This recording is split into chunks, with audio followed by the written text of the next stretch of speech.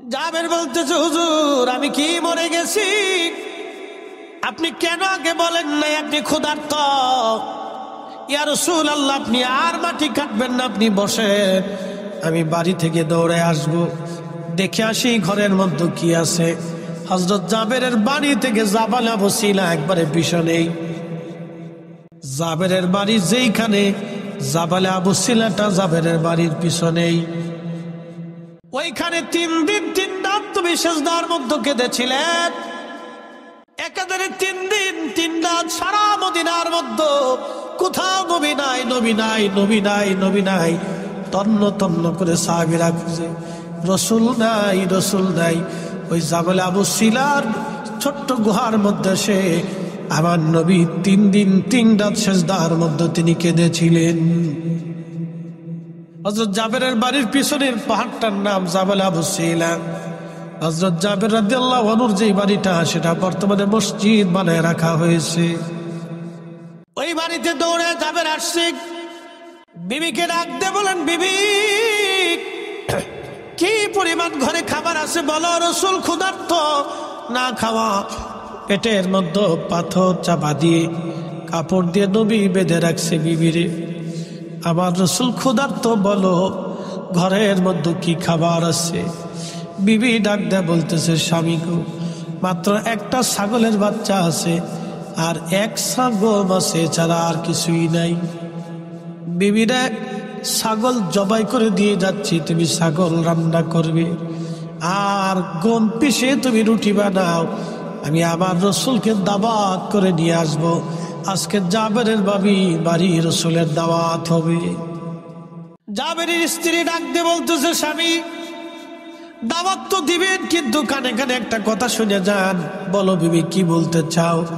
বলে, স্বামী রে, জাবেরের বাড়িতে নবীকে দাওয়াত দিবেন, এই কথাটা কিন্তু কানে কানে বলবেন, সাবধান, অন্য কাউকে কিন্তু দাওয়াত দিয়েন না, কারণ ওখানে হাজার হাজার সাহাবীরা কাজ করতেছে।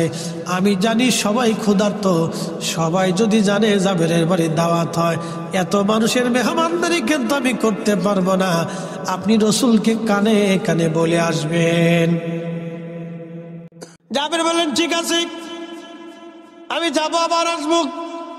ওখান থেকে দৌড়ে আবার আল্লাহর হাবিবের খেদমতে এসে কানে কানে বলতেছে, হুজুর আমার বাড়ি আপনার দাওয়াত। নবীজি বলেন, জাবের কি খাবার আছে বলো? বলি, ইয়া রাসূলুল্লাহ, একটা ছাগলের বাচ্চা ছিল, আমি জবাই করে দিয়ে আসছি, গোশত বানিয়ে দিয়ে আসছি, আর 1 ছা গম আছে নবীজি, ওটা পিষে রুটি বানিয়ে আমার স্ত্রী রুটি বানাচ্ছে, আর তরকারির জন্য ছাগলের গোশত রান্না হচ্ছে। নবীজি বললেন, জাবের ঠিক আছে, তোমার দাওয়াত কবুল। এমন সময় আল্লাহর নবী ডাক দিলেন, সাহাবীরা তোমরাও আসো, আজকে জাবেরের বাড়ি আমাদের দাওয়াত। একসাথে বলেন আল্লাহু আকবার। কয় হাজার সাহাবী? 3000। জোরে বলেন, কয় হাজার? কোন বর্ণনা আসছে 1000, 2000, 3000, যাই হোক, কিন্তু সাহাবী ছিল 3000।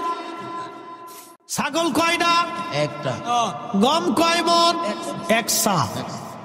আল্লাহর নবী জাবের দৌড়ায় চলে গেল। নবীজি বললেন, জাবের তুমি যাও, তোমার স্ত্রীকে যা বলবা উনুন থেকে, চুলা থেকে যেন খাবার না নামায়, আমি আসবো তারপরে যেন নামায়। উনুন চুলা থেকে যেন কোনো খাবার না নামায়, ওইখানে রাখতে বলো, আমি আসবো তারপরে। জাবের দৌড়ায় গেলেন বাড়ি, স্ত্রীকে বলেন, বিবিরে, উনুন থেকে চুলা থেকে তুমি খাবার নামাইবা না, আমার রসুল আসতেছে। আল্লাহর নবীর পিছে পিছে 1 জন না 2 জন না, 3000 সাহাবী সবাই পিছে পিছে রওনা দিয়ে চলে গেলেন। হযরত জাবেরের বাড়ি হাজার হাজার মানুষ। একসাথে বলবেন আল্লাহু আকবার। আজকে তাবারক কয় দেখছি? তাবারক দেখছি কয়টা? 60 না? আচ্ছা, 60 রাখলাম, ধরেন 60। তো 60 দেখছি তাবারক আজকে আমাদের সবার জন্য রান্না হয়েছে, কিন্তু পেট ভরে খাওয়ার কোনো সুযোগ নেই। কি কথা ঠিক কিনা? আমি জানি এত লোকের 60 দেখছি তো হইতো না, পেট ভরে না, শুধু তাবারক বরকতের খাবার, আপনারা মেহমান কিছু দিতে হয়। এই আমরা তাবারক খাওয়াইলে অনেকে কয় বেদাত, কিন্তু না খাওয়ানো বেদাত, এটা বুঝে না। কি কথা কর না কা, খাওয়াইলে সুন্নত, না খাওয়াইলে বেদাত। কি কথা খারাপ গেছি? রাসূলের কথা মিথ্যা হবে। আল্লাহর নবীকে জিজ্ঞেস করা হলো, ইয়া রাসূলুল্লাহ, ইসলামের মধ্যে উত্তম কাজ কি? নবীজি জবাব দিলেন, তুতঈমুত তুআম, মানুষকে খাদ্য খাওয়ানো ইসলামের ভিতরে উত্তম কাজ। মানুষকে খাওয়ানো যদি উত্তম হয়, তাহলে না খাওয়ানোটা হলো অনুত্তম। অতএব আমরা সুন্নিরা উত্তমটাই করি, মাহফিল দিয়ে দাওয়াত করতেছি। প্রিয় ভাইরা আমার, অমুক জায়গায় মাহফিল হবে, আপনাদের সকলের দাওয়াত রইল। মুফতি শহীদুল ইসলাম ফরিদী সাহেব প্রধান মেহমান, প্রধান বক্তা, ওবায়দুর রহমান জালালী বিশেষ মেহমান, কারি হেলাল উদ্দিন বাহারি সাহেব আপনার প্রধান আলোচক। আপনাদের সকলের দাওয়াত। কমিটি আপনাদেরকে দাওয়াত করে আনলো, ও আর শোনাইলো, কিন্তু খাওয়ান দিল না। তো কেমন হইলো? আপনারা তো কমিটির মেহমান। কি কথা কর না, কমিটির কি তো মেহমানকে তো পানি হইলো খাওয়াই, কথা কর না কেন? মেহমানকে পানি হইলেও তো খাওয়াইতে হবো। কি কথা কর না কে? আপনারা কি মেহমান? জোরে বলেন, আপনারা কি? কারা মেহমানদারি করবে? কমিটির দায়িত্ব আপনাদেরকে মেহমানদারি করা, তারা আপনাদেরকে দাওয়াত দিচ্ছে। তো পানি হলে তো খাবে, আমরা যেমন চা খাওয়াইতেছে, আপনার তো চা হলেও খাওয়াইবো। কি কথা কর না কে? তো সেখানে তাবারক খাওয়ানোর পরও একদলে শরীরে চুল কামে কামে তা, আরে বেটা আমরাই তো অরিজিনাল সুন্নত করতেছি। কি কথা কর না কে? দিছি সাইডে দলিল দিয়ে দিছে, এবার খাওয়াই দেহ কেমন লাগে। মিলাদুন নবীর মাহফিল দিলে তাবারক খাইলে তোমরা সিন্নির লোভে যাও, এমন ভাবলো যে বিরাট বড় বুজুর্গ। বাপরে বাপরে, বুজুর্গ নিজের খাওয়ানোর মুরত নাই, আরেকজনে খাওয়াইলে আবার বেদাতের হতো। কষ্ট হচ্ছে আপনাদের? উচিত কথা নয়, বেজার হয়ে যায়। তাহলে আল্লাহ রসুলের হাদিস আপনি মিথ্যা বলেন, যে রসুল ভুল বলছে বলেন আপনি। তো এই মতো মানুষকে খাও, সই বুখারীর হাদিস, খাও মানুষকে। একসাথে বলবেন না মারহাবা? আচ্ছা, আপনার বাড়িতে আমি মেহমান, কি হইলাম? আপনি আমারে, আল্লাহ রসুল বলছেন, উম্মত তোমরা যদি আখিরাতে বিশ্বাসী হও তো মেহমানকে সম্মান করো। মেহমানকে কি করো? সম্মান করো। আচ্ছা, মেহমান হয়ে আমি বাড়িতে গেলাম, আপনি বলেন হুজুর আপনার ওয়াজ বিরাট শুনাশুনি, সারা রাত্র শুনি, হুজুর বসেন। বসে দিয়ে আপনি চলে গেছেন, আর খোঁজ নাই, সারা দিনও আপনার খোঁজ নাই। আমি বই রয়েছি তো বই রয়েছি, খাওয়ার নাই, পানি নাই, জিজ্ঞাসা নাই, কিছু নাই, চা নাই। মেহমান কি সম্মান করা হলো না? হ্যাঁ, এটা কি ভালো করে দিচ্ছে। বাপ রে বাপ, কালা বানাই দিচ্ছে একবার, ওরা করে দিছে যে খা, তুই খা, তুই খা, খা, খেয়ে হ্যাঁ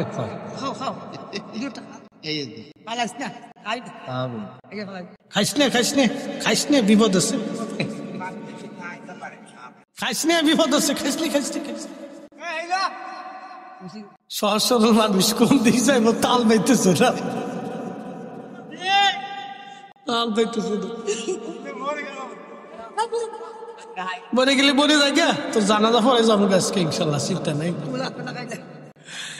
একসাথে বলি না আল্লাহু আকবার, নারে তাকবীর, নারে রিসালাত। বাবাজি, বিরোধিতা করা যায়, রান্না বান্না করে খাওয়াই দেখেন জ্বালাকারে কয়, এগুলো করবেন না। মানুষকে আল্লাহর দিকে আমাদের কাজ হচ্ছে উদ্বুদ্ধ করা, ঠিক কিনা? কাজের দিকে, কি কাজের দিকে? নেক কাজের দিকে উদ্বুদ্ধ করা, বিরোধিতা করা। কিছু ভাইরা করে এটা দলের টানে, ভাই কিসের টানে? দলের টানে তা করে, এগুলো করবেন না। প্রিয় ভাই আমার, আপনার কারণে যদি 10 জন লোক রিজিক থেকে বঞ্চিত হয়, জবাবদিহিটা কিন্তু কিয়ামতে আপনাকেই দিতে হবে। কথা ঠিক কিনা? কি জবাবদিহিতা আছে না? আছে। আপনি ধরেন একটা কুত্তাকে খাবার দিতে গেলেন, কাকে? কুত্তাকে। আরেকজনে বাধা দিল, ধর কুত্তারে কি খাওয়াবি, চল। কিয়ামতের ময়দানে কুকুর মামলা করবে, ইয়া রাব্বি, এ বান্দা আমাকে খাইতে দিতে চাইছিল, কিন্তু এই বান্দা আমাকে নিবৃত্ত করে দিছে, আমার রিজিক থেকে বঞ্চিত করছে, আল্লাহ বিচার চাই। ফায়সালা কে করবে? আল্লাহ। এই জন্য এগুলি হিসাব করে চলতে হবে, বিচার অবশ্যই হবে। প্রিয় ভাই আমার, আল্লাহর নবী সমস্ত সাহাবী নিয়ে যখন জাবেরের বাড়ি গেলেন, হযরত জাবের রাদিয়াল্লাহু আনহু বাড়ি যাওয়ার পরে জাবেরের স্ত্রী দেখা স্বামীরে ডাক দেখায়, তাড়াতাড়ি এদিকে আসেন, আপনি করছেন কি? বলে, কি করলাম রে বিবি? আপনারা না বললাম কানে কানে নবীকে দাওয়াত দিবেন, এত সাহাবী দাওয়াত দিছেন, বাড়ি তো খাবার নাই, আমি কেমনে মেহমানদারি করব বলেন? একসাথে বলবেন আল্লাহু আকবার। তারা মেহমানকে খাওয়ানোর জন্য কেমন উদ্যোগগ্রীব ছিল, আর আমরা খালি বেদাতের ফতোয়া মারতেছি না, খালি ফতোয়া মারতে পারি আর কি। এ মুসলমান, খুব মনোযোগ দিবেন। হযরত জাবের ডাক দিয়ে বলতেছে, বিবি রে, আমি কি আর দাওয়াত দিছি? আমি তো রাসূলকে দাওয়াত দিয়েছিলাম, কিন্তু সব সাহাবী ক্ষুধার্ত, কোন সাহাবীর খাবার ঘরে নাই। 3 দিন তারাও ক্ষুধা নিয়ে আল্লাহর হাবিবের সাথে মাটি কাটতেছিল। বিবি রে, নবী একা খাবে, সাহাবীরা না খেয়ে থাকবে, এটা হতে পারে না। সেই জন্য আল্লাহর নবী আমাদের সবাইকে দাওয়াত করে নিয়ে আসছে। একবার জোরে বলা যাবে কি মারহাবা। আমরা হুজুরের মাহফিলে এসে আমরা কি খাবো না আপনারাও খাবেন? কথা কন না কেন? একসাথে বলেন, আল্লাহর নবী একা খাইছে না সবাইরে নিয়ে খাইছে? জোরে বলেন, একা খাইছে না সবাইরে নিয়ে খাইছে? তো রাসূল যদি সবাইরে খাওয়াইতে পারে নিজে সহ, তাহলে আমরা কেন পারতাম না? কি কথা কন না কা? আমি মাহফিলে এসে খাবো আর বেদাতের ফতোয়া দিব, তা তো হয় না।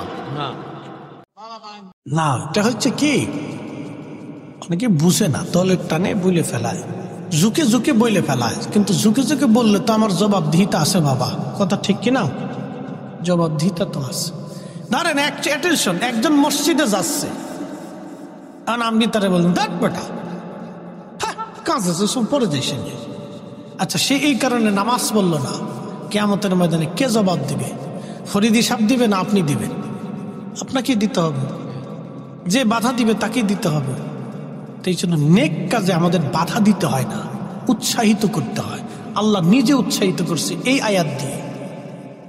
فَمَن يَعْمَلْ مِثْقَالَ ذَرَّةٍ خَيْرًا يَرَهُ وَمَن يَعْمَلْ مِثْقَالَ ذَرَّةٍ شَرًّا يَرَهُ। যদি অনুপরিমাণ নেক কাজ যদি তোমরা করো, নেক আমল যদি তোমরা করো, ভালো কাজ করো, আমি রব কিয়ামতের ময়দানে তাহা প্রতিদান তোমাকে দিয়ে দেব। আর অনুপরিমাণ যদি খারাপ কাজ করো, আমি আল্লাহ সেটাও তোমাকে প্রতিদান দিয়ে দিব। ও আজ করলে কি লাভ, শুনলে কি লাভ? লাভ হবে তার আমলে, আমলেও লাভ হবে না নবী প্রেম না থাকলে দিলে। কথা কন, কথা বলেন। রাসূল প্রেম না থাকলে জিন্দেগির আমলেও কাজ হবে। এই যে বুড়া কলা দেখিয়ে দিলাম, যদি দলিল থাকে কোনোদিন দিয়েন, কিয়ামত পর্যন্ত খুঁজবেন, দলিল পাবেন না। রাসূলের মহব্বত ছাড়া জিন্দেগির সব আমল মিথ্যা হবে। নামাজ হবে না, রোজা হবে না, জিকির হবে না, হজ হবে না, কোনোটাই আল্লাহর দরবারে মঞ্জুরিয়ত রাখবে না যদি আল্লাহর রাসূলকে মহব্বত আপনি করতে না পারেন, ঠিক কিনা? জ্ঞানী যারা বুঝে তারা শুধু ইশারায়, নাদানের বুঝাইতে পারে আছে কে কোথায়। জ্ঞানীর মতো জ্ঞানী হলে অল্প কথায় বুঝে, কসুর মতো কসু হলে অল্প জালে সিজে। আল্লাহ বলেন, কোন পরিমাণ নেক কাজ যদি তুমি করো, তার প্রতিদান আমি তোমাকে দিয়ে দেব, এবং গুনার কাজ যদি অনুপরিমাণে করো, তার প্রতিদান তুমি পাবে। মনোযোগ দিয়ে কথাগুলি শুনবেন। এর অর্থ হলো, নেকের কাজ যত ছোট হোক ছাড়ব না। যারা বলেন, নেকের কাজ যত ছোট হোক ছাড়ব, গুনাহের কাজ যত ছোট হোক করব, গুনাহের কাজ যত ছোট হোক করব। জোরে খুশ বলাম, জোরে বলিস, গুনাহের কাজ। আবার দাঁড়ায় মুতিস না কালকে, তারা সেন খুলে দাঁড়ায় সেলিব্রেশন স্টার্ট করে। ভালো করে শোন বাবা, গুনাহের কাজ যত ছোট হোক করব, গুনাহের কাজ যত ছোট হোক করব, নেকের কাজ যত ছোট হোক ছাড়ব। তাহলে মানুষকে খাওয়ানো কি গুনাহ না নেক? দুরূদ শরীফ গুনাহ না নেক? কোরআন তেলাওয়াত গুনাহ না নেক? এরপরে দলবদ্ধ ভাবে দোয়া গুনাহ না নেক? তাহলে আমার মিলাদ বেদাত কেমনে হইল? কোরআন তেলাওয়াত হয় মিলাদে, দুরূদ শরীফ হয় মিলাদে, কথা কম নাকি, ঠিক কিনা?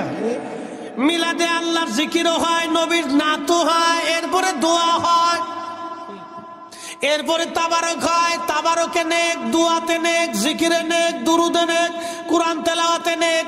ফামাইয়া আমাল মিসকালা যাররাতিন খায়রান ইয়ারা, কোন পরিমাণ নেক যদি করো বেনিফিট আমি আল্লাহ তোমাকে দিয়ে দিব। অতএব নেকের কাজ যেখানে নেক আছে, যেখানে আমরা সেখানে আসি, কোন পরিমাণ নেক, সামান্য পরিমাণ নেকের কাজ ছাড়ব না, আর সামান্য পরিমাণ গুনাহের কাজ করব না, কথা কোন ঠিক কিনা? নেকের কাজ ছাড়ব না, যারা বলেন নেকের কাজ, গুনাহের কাজ, নেকের কাজ, একসাথে বলেন, যারা বলেন নেকের কাজ, গুনার কাজ। যদি আয়াত বুঝে থাকেন তাহলে আমার মিলাদে আপনি বাধা দিতে পারেন, কি কথা কন না কেন? ফতোয়া দিয়ে বন্ধ করতে পারেন না। এই যে দোয়া, এই দোয়া বন্ধ করতে পারেন না, আপনি পারেন না এটা বন্ধ করতে। আল্লাহ আপনাকে এই জন্য দুনিয়াতে পাঠায় নাই, আল্লাহ পাঠাইছে আপনাকে হারাম বন্ধ করার জন্য, জেনা বন্ধ করার জন্য, বেহায়াপনা বন্ধ করার জন্য। আল্লাহ পাঠিয়েছে সুদ বন্ধ করার জন্য, ঘুষ বন্ধ করার জন্য, জুলুম বন্ধ করার জন্য, অন্যায় বন্ধ করার জন্য, জমি খানের কাছ থেকে জমি উদ্ধার করার জন্য। আল্লাহ আলেমদেরকে পাঠাইছে পৃথিবীতে শান্তি প্রতিষ্ঠিত করার জন্য। নবীর দুরূদ, নবীর আল্লাহর কাছে দোয়া, জিকির, ফিকির, সালাত, ভালো খাবার, ভালো নেক আমল বন্ধের জন্য আল্লাহ আলেমদেরকে দুনিয়াতে পাঠাই নাই, কথা কোন ঠিক কিনা?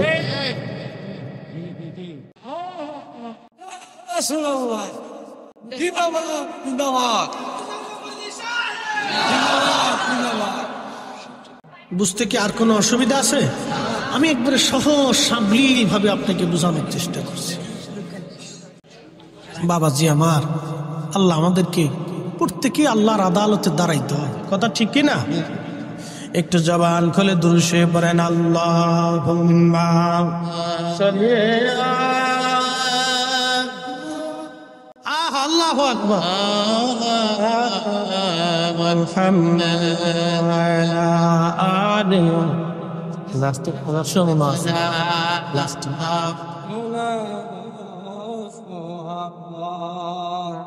বন্ধু আমার মনোযোগ দিবেন, বানিয়ে চলবাসী। আল্লাহ নবী বললেন, জাবের স্ত্রী বলতেছে, জাবের বলতেছে, বিবি রে আমি তো দাওয়াত দিই, আমি কানে কানে কইছি আল্লাহ নবী, এই ওখানে ও তারাস না, তারাস হয়তো অনেক সিনেন। আচ্ছা হইলো তারাসই কইলাম, গ্রামের নাম কইলে বোঝা গেল গ্রাম প্রেমিক। কি প্রেমিক? গ্রাম প্রেমিক, কথা নাই।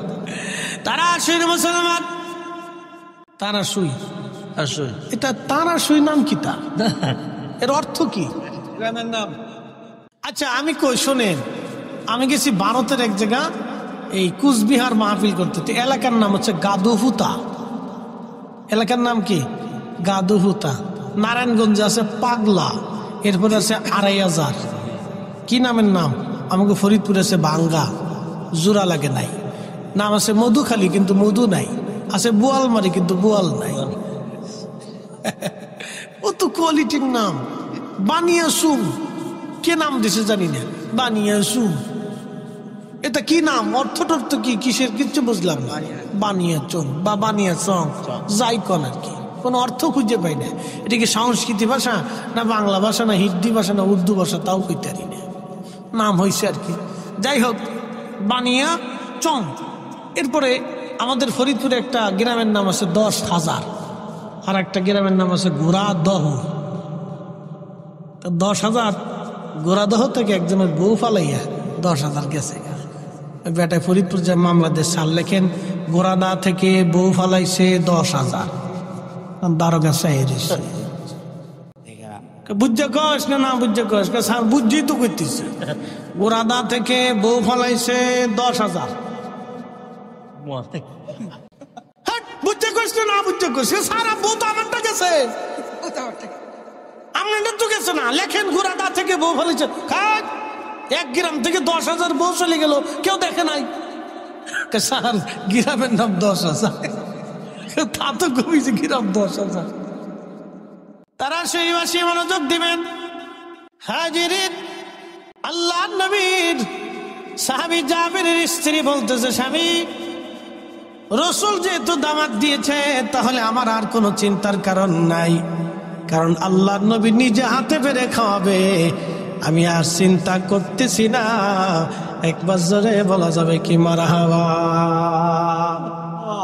সাহাবীদের ইয়াকিন দেখছেন নি রসুলের প্রতি, বিশ্বাস দেখেন।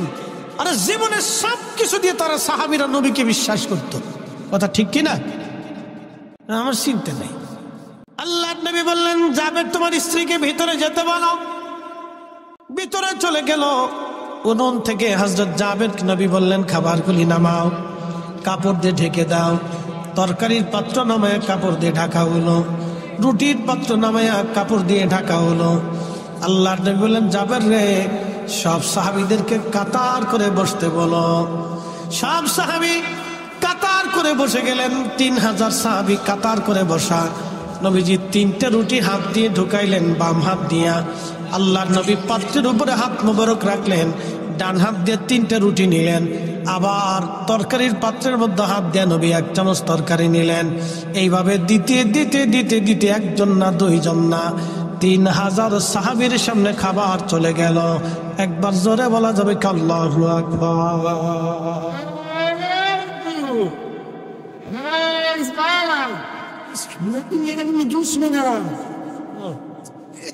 রুটি গেল কয় হাজার?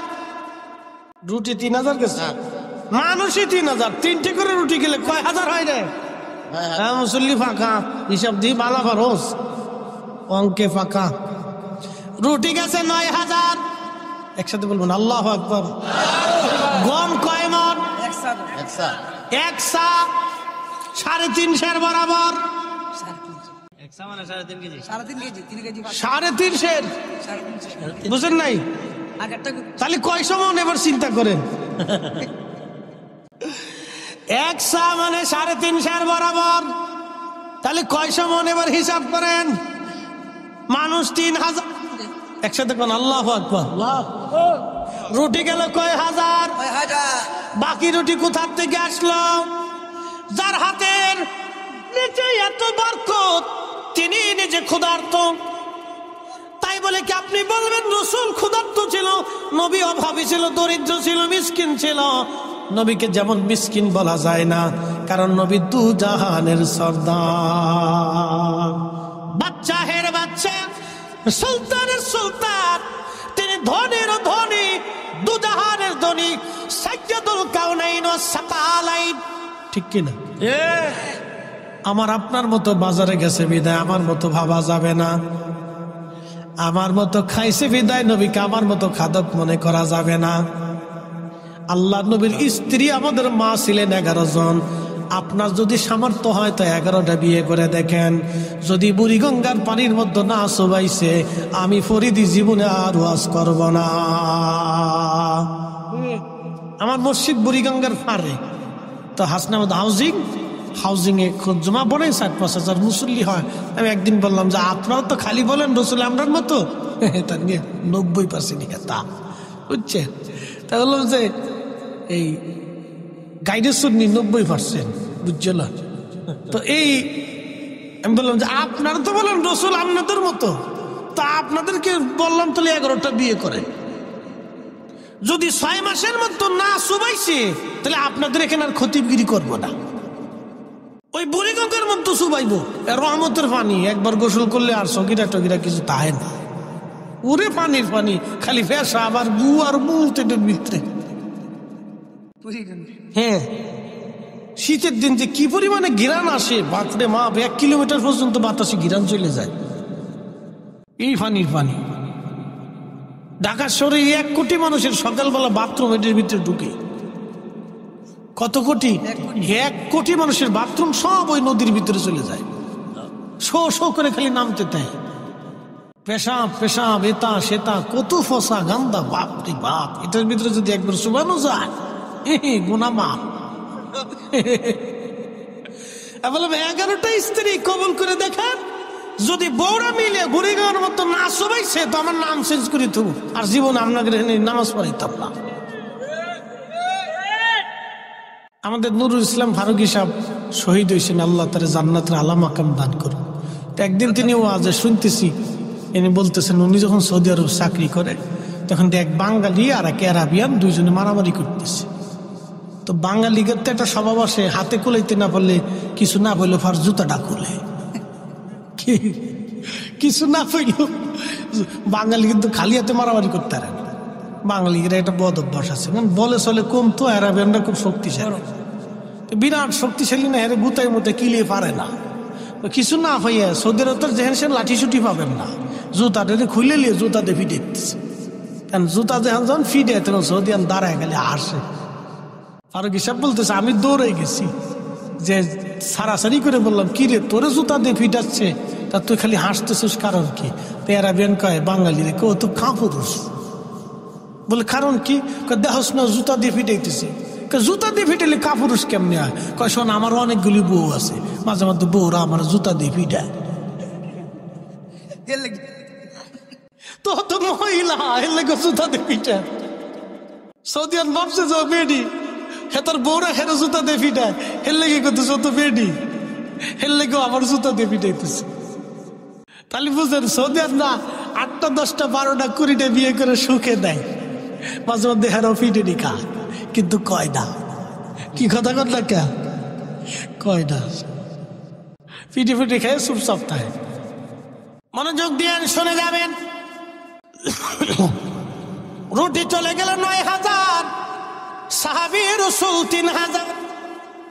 ছোট্ট একটা ছাগলের বাচ্চার গোশত সবাই খাওয়া শেষ। নবী বললেন জাবের রে খোঁজ নিয়ে দেখো মদিনাতে অনেক মানুষ তো না খাওয়া আছে, কারা ক্ষুধার্ত আছে দাওয়াত দাও, আমি নবী আজকে সবাইকে সমানভাবে খাওয়াবো। জাবের ঘোড়ার পিঠে চড়ে দৌড় দিয়ে বলতেছে কে আছো ক্ষুধার্ত, তাড়াতাড়ি আসো, দেরি করা যাবে না। কোন কোন বর্ণনা যাচ্ছে আরো মানুষ আসলো 15,000। জোরে বাড়ি যায় কেন আল্লাহু আকবার।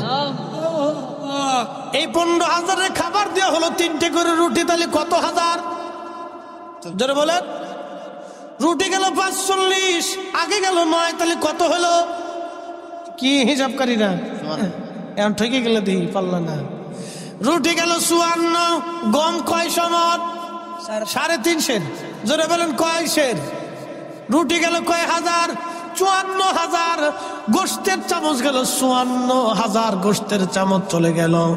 ইনি রাহমাতুল লিল আলামিন, ইনি সাইয়্যিদুল কাউনাইন ওয়াস সাকালাইন।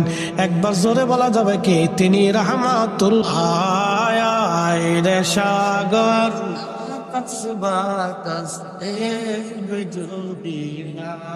ত্রিভুবনের প্রিয় মুহাম্মদ এলো রে দুনিয়ায়, রে সাগর আকাশ বাতাস আল্লাহুম্মা সাল্লি আলা জবান খুলে মুহাম্মাদ আলা আলে সাইয়্যিদিনা। সভাপতি সবার মাদ্রাসা আছে, সুন্নি মাদ্রাসা বলার জন্য বন্ধুগণ আমার, তিনি রাহমাতুল লিল আলামিন, তিনি হাবিবুল্লাহ। ওনার রাজ এত বড় শাহী দরবার, সিংহাসনবিহীন একটা দরবার, কোটি কোটি আশিক রাসূল ওই দরবারে যে চোখের পানি সেরে সেরে সাফায়াত কামনা করে আসি। আর রাসূলুল্লাহ কঠিন হাসরের দিন ভুলে যাবেন না আপনি আমাকে। আহা, জান্নাতুল বাকিতে রিয়াজুল জান্নাত আমি দেখেছি। হাজিরা ওইখানে যখন যায় প্রিয় নবীজির মিম্বর একেবারে সামনেই থাকে। হাজিরা চোখের পানি ফেলে ফেলে কাঁদতে থাকে। এই জান্নাতের বাগানে রাসূল নামাজ পড়েছে, স্থির থাকতে পারে না কোনো আশিক হাজি। আহা, ওইখানে ইমাম মালিক 80টা বছর তিনি কাটিয়েছিলেন, কোনদিন জুতা পরেন নাই, কোনদিন থুতু ফেলেন নাই, পায়খানা পেশাব পর্যন্ত তিনি করেন নাই। ইমাম আজম আবু হানিফা একাধারে 7 দিন ছিলেন। 7 দিনের জন্য, একটা বারের জন্য 7 দিন তিনি পেশাব পায়খানা করেন নাই। বিদায় লগ্নে বলেন, ইমাম মালিক রে, আজকে 7 দিন হলো মদিনার ভিতরে আমি পেশাব পায়খানা করি না। বলে, হুজুর কি খান আপনি? ইমাম আজম বললেন, আমি 7 দিনে মাত্র 7টা খেজুর খেয়ে বেঁচে আছি। তাহলে পানি কি করে খান? বলে, হাতের মধ্যে পানির আর্দ্রতা নিয়ে চেটে চেটে কোন রকম তৃষ্ণা নিবারণ করে আসি। পেশাবে ধরলে বলো কোথায় পেশাব করব? পায়খানায় যদি ধরে কোথায় করব? যে মাটির নিচে রাসূল ঘুমায়, যে মাটির নিচে রাসূল ঘুমায়, ওই মাটির নিচে আমি কি করে মাটির উপরে পায়খানা পেশাব করি বলা? কোন উসুল, কোন দলিল তারা দেন নাই। দলিল একটাই, রাহমাতুল লিল আলামিন। আমরা যখন নবীজিকে দাঁড়ায় সালাম জানাই, আমাদের কোনো দলিল নাই, একটাই দলিল। এত বড় ইজ্জতওয়ালা নবীকে সালাম যদি দিতে হয়, তাহলে ইজ্জতের সাথেই দিতে হবে। আমি তার উম্মত হয়ে কি করে বসে থাকবো? আমি আর বসে থাকতে পারি না, এই জন্য আমরা দাঁড়াই। কথা কন ঠিক কিনা? বন্ধু আমার, ওই দরবারে বিশ্ববিখ্যাত সুলতান মাহমুদ গজনবী, গজনীর সুলতান ছিলেন তিনি। বিশ্ববিখ্যাত একজন জেনারেল, 17 বার যুদ্ধ করেছেন, কোন যুদ্ধে তিনি হারেন নাই। গজনী সাম্রাজ্যের তিনি বাদশা ছিলেন। বর্তমান Afghanistan, Uzbekistan, Tajikistan, Turkmenistan, Pakistan, Iran, বিরাট অংশ মিলে তার বিরাট বড় সাম্রাজ্য ছিল। গজনীর অধিপতি তিনি মদিনাতুল মুনাওয়ারা যাইয়া আল্লাহু আকবার শাহী পোশাক খুলে ফেলে দিয়ে সাধারণ পোশাক পরে তিনি পানির লোটা মাথায় নিয়ে ঘুরে ঘুরে ঘুরে ঘুরে মদিনার মুসাফির, মদিনার হাজীদেরকে পানি খাওয়ায়। একজন আল্লাহর বান্দা ডাক দেখে বলতেছে, আপনি কি সুলতান মাহমুদ গজনবী না? বলে, হ্যাঁ। এত বড় গজনীর বাদশাহ হয়ে সাধারণ পোশাক পরে কেন আপনি পানি খাবার? তখন সুলতান মাহমুদ গজনবী ডাক দিয়ে বললেন, ও আল্লাহর বান্দা, আমি গজনী সাম্রাজ্যের সুলতান হতে পারি, আর আমি যার দরবারে আসছি তিনি দুজাহানের সুলতান। উনার সন্তুষ্টি ছাড়া আমি সুলতান মাহমুদ গজনবীর আখেরাত মিথ্যা হয়ে যাবে, আখেরাত বরবাদ হয়ে যাবে। এই জন্য আমি এত বড় শাহী সুলতানের বরগাহে এসে দামি পোশাক পরে ঘুরতে পারি না। আমি এখানে মিসকিন, আমি এই দরবারের গোলাম, গোলাম, গোলাম, গোলাম, গোলাম। একসাথে বলবেন না ইয়া রাসূলুল্লাহ? এত বড় বাদশা বলতেছে আমি এই দরবারের গোলাম, গোলামের কাজ গোলামি করা। সেই জন্য নরমাল পোশাক পরে হাজীদেরকে পানি পান করাইতেছি। যদি রাসূল কবুল করে নেয়, আমি সুলতান মাহমুদ গজনবী আখেরাতে পার পেয়ে যাব। আর যদি কবুল না হই, আমি সুলতানের সুলতানিও শেষ হবে, আখেরাত বরবাদ হয়ে যাবে। এরা রাসূলকে এইভাবে সম্মান করত। এত বড় সুলতান, তারা নবীকে এইভাবে ভালোবাসতো। আর আমরা লুটুপুটু ছুটুপুটু এমন ভাব লইছি বিরাট বিরাট বুজুর্গ সাইজে গেছি। কথা কন না কেন? রাসূলের দরবারে আমরা সবাই গোলাম। কথা কন ঠিক কিনা? এসেছেন রত নবী সকলের ইমাম, সালাম নবী তোমায় হাজার সালাম, ইয়া নবী সালাম।